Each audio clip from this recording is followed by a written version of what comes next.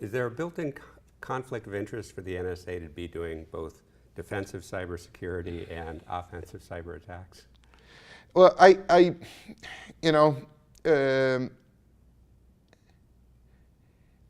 I would imagine that what they're doing is trying to figure out what their tools are and what their arsenal is. And just based on the dynamic threat landscape that we're dealing with, they're probably testing out tools that, you can buy a rifle and, that rifle has a life of, quite a few years.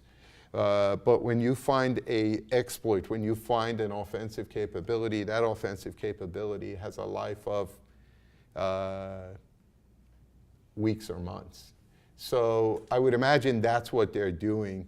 It's tough for me to comment on what they're doing versus what they're not doing, because I'm not really privy to what their offensive capabilities are and some of the approaches they're taking.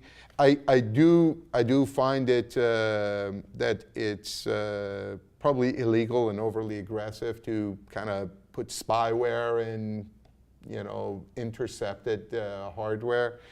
But a lot of this is it's tough to know what they're doing, what they're not doing, and how legitimate it is, and or not.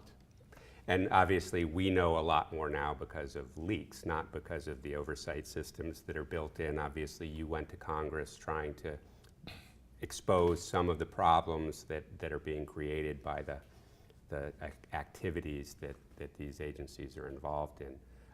What do you think of the oversight, your experience with Congress? It's a joke. There is no oversight. You have agencies with unlimited budgets and no oversight. Sets a dangerous precedence. Okay. As you said, moving to the cloud is the future, and there's all sorts of economic benefit that will be realized from that. But people won't do it if they don't feel their data will be protected in that environment. How can we, as a community, try to protect that information better? It's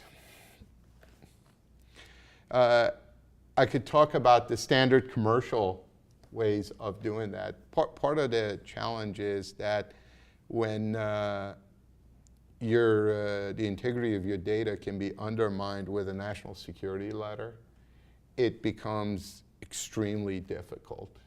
Folks that were demanded that their encryption keys be handed over and things to that effect. It's very, very difficult to do anything other than make sure you've got oversight and make sure there's not overreach. And changing the laws, perhaps, that protect our privacy. Yeah, but I think it's tough to hold your breath waiting for Congress to act on something. But yeah, it really does require a different perspective on what the agency's roles are and what's legitimate and what's not. Okay.